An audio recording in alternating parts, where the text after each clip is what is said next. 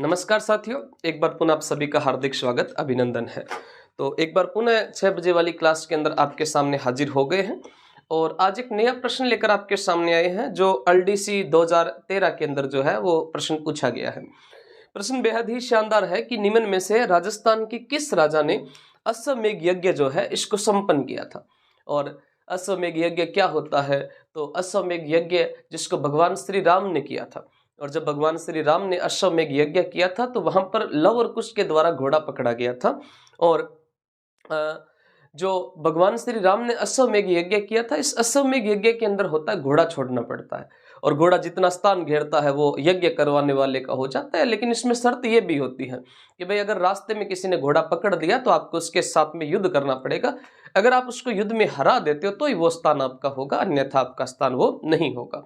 तो अश्वमेध यज्ञ निम्न में से किस राजा ने संपन्न किया था? इसमें आपके सामने ऑप्शन नंबर ए के अंदर है मालदेव, ऑप्शन नंबर बी में है राणा सांगा, सी में है रावचंद्र सेन और डी के अंदर है सवाई जयसिंह। आप तब तक इसका उत्तर कमेंट कीजिएगा जब तक मैं थोड़ा थोड़ा इनका विस्तार बता देता हूँ। राव मालदेव जो थे, इनको मारवाड़ में गिरी दुर्गों का स्वामी कहा जाता है। मारवाड़ में गिरी दुर्गों का स्वामी कहा जाता है। राव मालदेव को मारवाड़ में गिरी दुर्गों का स्वामी कहा जाता है।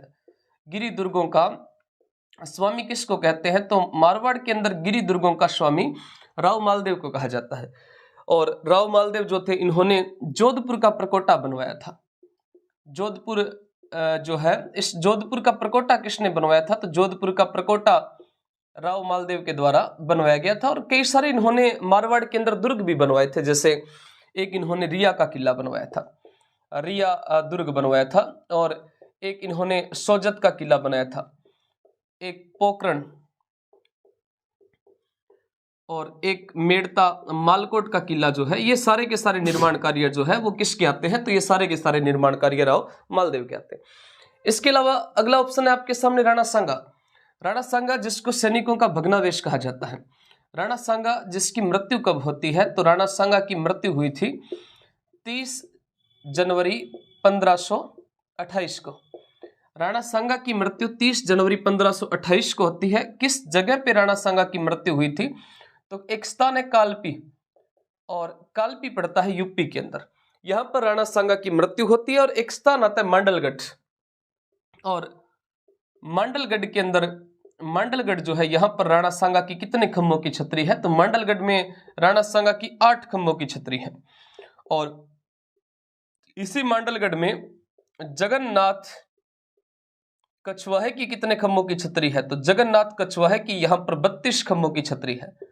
32 खम्भों की छतरी है। जगन्नाथ कछवाहे की कितने खम्भों की छतरी है? तो 32 खम्भों की छतरी साथियों जगन्नाथ कछवाहे की है। इसके अलावा रावचंद्र सेन, रावचंद्र सेन जो है ये छापामार युद्ध पद्धति का प्रयोग करने वाला राजपूताने का दूसरा राजा था। छापामार युद्ध पद्धति का प्रयोग करने वाला, युद्ध पद्धति का प्रयोग करने वाला राजपूताने का दूसरा राजा था। प्रयोग करने वाला राजपूताने का दूसरा राजा कौन सा था? तो राजपूताने का दूसरा जो राजा आता है वो रावचंद्र सेन आता है। राजपूताने का दूसरा राजा जो है वो रावचंद्र सेन जो है, ये राजपूताने का दूसरा राजा आता है। और रावचंद्र सेन जो है, इनकी मृत्यु होती है 11 जनवरी 1581 को। 11 जनवरी 1581 को रावचंद्र सेन की मृत्यु होती है। और इनकी जो छतरी है ये कहां पर बनी है? तो छतरी बनी है साथियों सारण या सारंग, जो पाली में पड़ता है। सारण या सारंग पाली में इनकी छतरी बनी है। सवाई जयसिंह, सवाई जयसिंह जो थे, इस सवाई जयसिंह में आप ध्यान रखना कि सवाई जयसिंह के समय में 17 जुलाई 1734 को, 17 जुलाई 1734 को इनके समय में एक सम्मेलन हुआ था जिसका नाम था हुरडा। हुरडा सम्मेलन 17 जुलाई 1734 को किस राजा के समय के अंदर होता है? तो सवाई जयसिंह के समय में हुरडा सम्मेलन हुआ था। और ये जो जयसिंह था, इस जयसिंह के अंदर आप ध्यान रखना कि जयसिंह ने इनके समय में 1741 को धौलपुर समझौता होता है। धौलपुर समझौता जो है ये 1741 को किस राजा के समय में हुआ था? तो सवाई जयसिंह के समय में धौलपुर समझौता हुआ था। साथ में आपका जो अश्वमेध यज्ञ है इसको विधि विधान से संपन्न भी किसने किया था? सवाई जयसिंह ने अश्वमेध यज्ञ को संपन्न किया था। और जब सवाई जयसिंह ने अश्वमेध यज्ञ को संपन्न किया था तो उसमें घोड़ा किसके द्वारा पकड़ा गया था? तो एक व्यक्ति जिनका नाम था दीप सिंह कुंभाणी। दीप सिंह कुंभाणी। और दीप सिंह कुंभाणी के द्वारा यहाँ पर अश्वमेध यज्ञ के दौरान सवाई जयसिंह का घोड़ा पकड़ा गया था और दीप सिंह कुंभाणी बाद में सवाई जयसिंह के साथ में युद्ध करते और अपने 25 आदमियों सहित लड़ते हुए जो है वो मारे जाते हैं। और आज की क्लास का अपना सही उत्तर सवाई जयसिंह है। और प्रत्येक क्लास के लास्ट में जो आपसे प्रश्न पूछा जाता है उस कड़ी में आज का अपना प्रश्न जो है ये आपसे जो पूछ लेते हैं कि एक ग्रंथ आता है और उस ग्रंथ का नाम है मानसिंह कीर्ति मुक्तावली। मानसिंह कीर्ति मुक्तावली। आप ये उत्तर बताइएगा कि मानसिंह कीर्ति मुक्तावली किसने लिखा था? इसका उत्तर आप कमेंट बॉक्स में बताइएगा और मैं फरवरी लास्ट में आपका इंतजार करूंगा कि किसके कमेंट सबसे बेस्ट रहे हैं और उसी को वो इनाम भी दिया जाएगा।